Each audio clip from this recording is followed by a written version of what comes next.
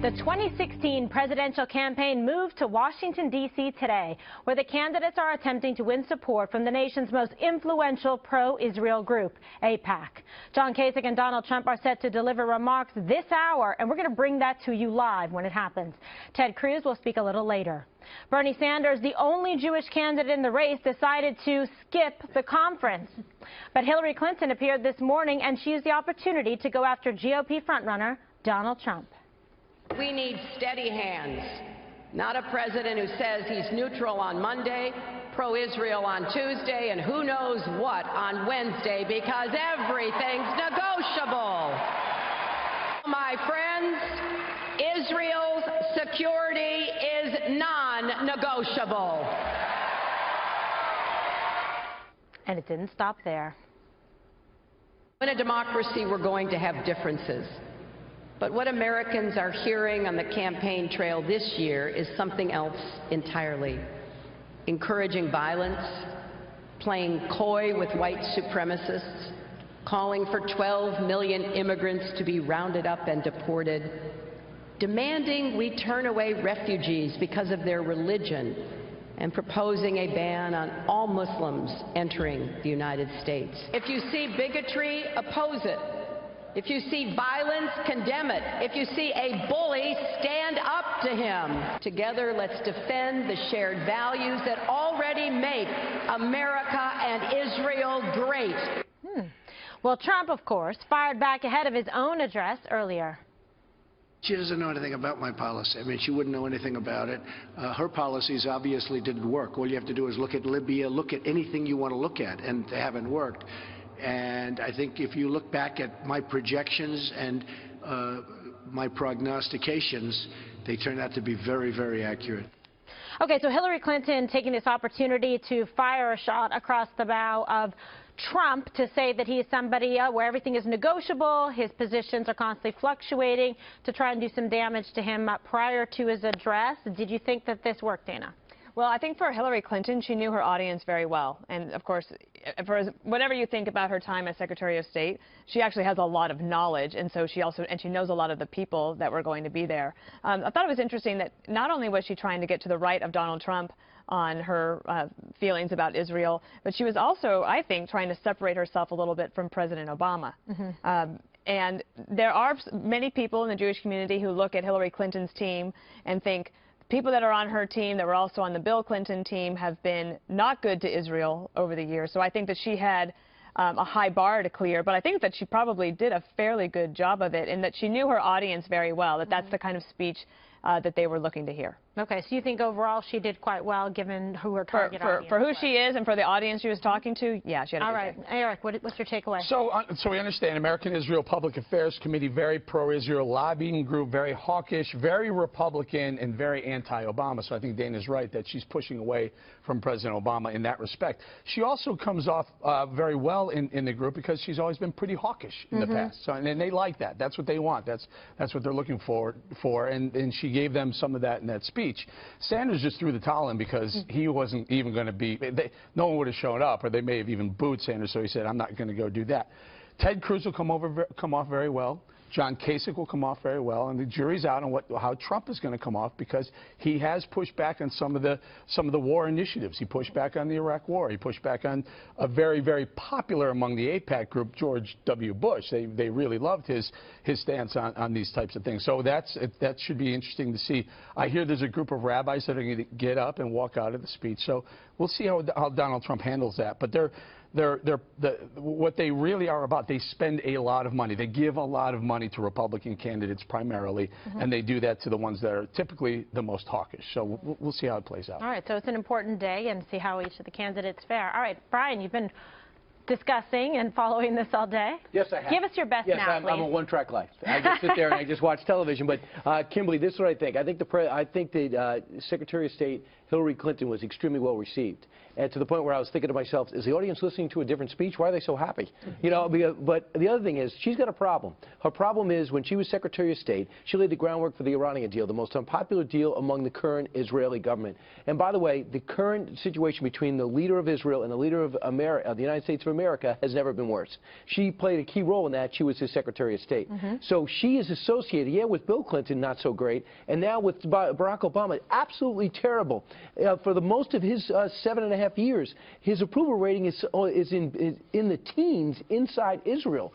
And right now, she even referenced the fact that they're writing anti-Israel slogans on the missiles that they're not supposed to be shooting off, which they are. So she indeed has a big hill to climb, if I was to use an analogy we all could understand. I was pretty happy I came up with it. However, in the big picture, the thunderous applause stunned me. It was like they were looking at something else. I'm thinking to myself, is there somebody in the crowd with a beach ball blanketing around? Because I didn't understand why she was received that way. Like a side attraction? That's what I'm Something thinking, like that going on? Yeah, she seemed to have been well received, and she kind of, was trying to get the crowd going, Juan, in a raucous fashion. So what did you think? You give her high marks? Oh, yeah. I mean, I think everybody's been very straightforward. She did great. But the thing is, Brian, the person behind her is Donald Trump. This whole thing is about Donald Trump. And it's about how the Jewish community responds to Donald Trump. I keep coming back to You don't think it's about Israel? No. At this point, Israel, in terms of Jewish values and what I've been reading in Jewish papers and hearing from Jews around the country, they are upset about Donald Trump. So the idea that Donald Trump is the one that's daring to come in here, Eric was talking about how Bernie Sanders isn't showing up.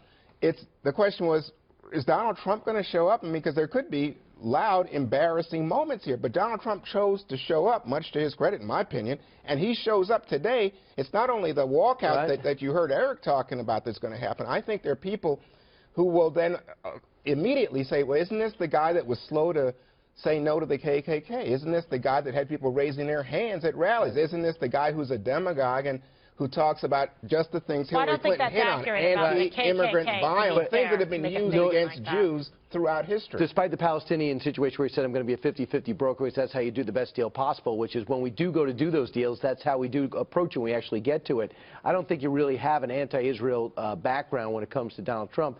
I just found it interesting that she chose to put Donald Trump as her opponent. Yes. I mean, that's still being hashed out on the Republican side. But I'm saying she elevated him to say that's the problem, almost like saying I got a problem with the people, the guy not in the room. And that's why I can't wait for this show. In 45 minutes he speaks. And you're the referee, Brian Kilmeade. Did it work? Yes, in my opinion. I haven't seen the other team play. But the other team doesn't matter. At this point, what we're saying is she knocked the ball out of the park. Hillary already called the World Series bowling. She's like, this is who's playing. She declared herself the winner. Pennant race is over. I mean, look, there's no way. By the way, the home team still gets. Technically, the home team still gets in it bad here. Let me ask you. You said in describing AIPAC, maybe it was Kimberly said, AIPAC is a mostly conservative Republican group, right? Republican. I've yet to meet that. I just don't think that's true. Well, that is true. That's not true. Take an issue with the control room, because I must go to this next strip. Let's see what it says. Republican they donate almost primarily. Dana will confirm this. Almost primarily to the Republican candidates. It's all based like all Republican. I don't know about the donation part, but certainly American Jews often vote for the Democrats. Yeah, that's true. All right, and Donald Trump sat down with Sean Hannity for an hour in Arizona. That will air tonight at 10 p.m. Eastern on the Fox News channel. You don't want to miss it. And we have a clip from where the candidate talks about the effort within his party to derail his bid. There's something going on. They want to get it into a convention, and then they'll steal it. And if I signed a pledge, to me a pledge means something. They signed a pledge too. I'm not sure it means very much. If I'm right up there, let's see, let's say I'm 50 delegates short. All right? If I'm 50 delegates short and somebody else is 500 or 600 delegates short, I don't mind that one as much as somebody else that comes out that maybe got defeated during the process, because that's what's going to happen. So I think that we are going to get there. I think we're going to get there in the delegate count, and let's see what happens. I think it's going to be good. I don't know. A lot of discussion in different circles about if there was a contested convention, who might kind of rise up through the ranks. Would it be somebody like Ted Cruz if he was behind in votes, John Kasich, or somebody who, as Donald Trump just mentioned, Brian, was defeated along in the process, who was one of the people vying for the nomination, but did not make it to the finish line. Well, I think that Casey's going to finish across the finish line, so I don't think it's going to be him. He's got $1.4 million left. He's got some more money coming in. If he's talking about Governor Perry, which we heard kicked around before, which is unbelievable, all due respect to him, but he didn't get out of the gates in the first go around. He didn't get out of the gates in this go around. Senator Coburn, who retired, he's a great guy, but he didn't put the time in to run. That would be really hard to sell, I think. Or Boehner, who loves Paul Ryan polling. Well, first of all, can I just get back to that other thing very quickly? AIPAC does lean right as far as donations go. Yes, American Jews typically vote Democrat. I get that. By the way, under President Obama, they voted in some of the least numbers for President Obama in recent elections. Which is why Hillary's trying to separate. But the vast majority of the AIPAC money does go to Republicans. On Donald Trump, interesting what he's doing here. He goes to D.C., and a group of people come, they show up, and they say, well, let's hear what he has to say. I mean, no one knows what came out of that. We don't even know technically who's been. I've heard who were people who were invited to it, but we don't know for sure who was in or what he was actually talking about. Yeah, I did talk to somebody that went to the meeting. And most of them people were pro-Trump or on the fence. They included Senator Jim DeMint. It was put together by Senator Sessions. He was listening. He was not hardcore in any issue. He was open. Everybody went around the room 25 strong and gave their opinions so far. Jim DeMint, who runs Heritage now. Heritage, but he is not on board. He's not on board. Newt Gingrich went as well. Newt Gingrich was there. They've been friends for a long time. He said he listened. He engaged the room. There was no hardcore talk. There was no rhetoric.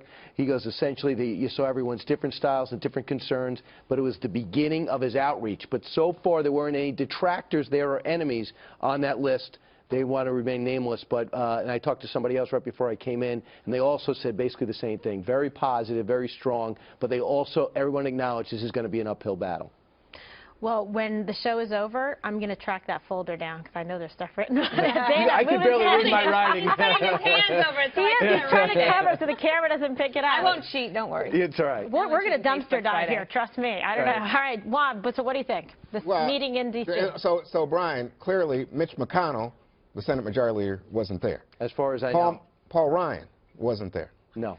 By the way, I think if there's somebody who could pop up at, I know yours is anathema to you, I don't want you to jump out the chair, but let's say you have an open convention and Republican establishment types start talking, boy, Paul Ryan was going to look, he's going to look like a model or something. He's so attractive. But I think the people. About men, right? I'm sorry? You make some interesting comments about men. I do? Yeah. Okay. But I do think that the people who were there, beginning with Sessions, who endorsed Trump, and DeMint, who's been an outsider forever, I think these are people who don't represent most of the Republicans in Congress. It's the beginning. It's the beginning. You got to start somewhere. Yeah, it's the beginning. It's like you got to get a rally going, bat lead off. Right. Get on base. Am I the only one getting yelled at? Yeah, no, they're saying stuff to me too. But, Okay. all right.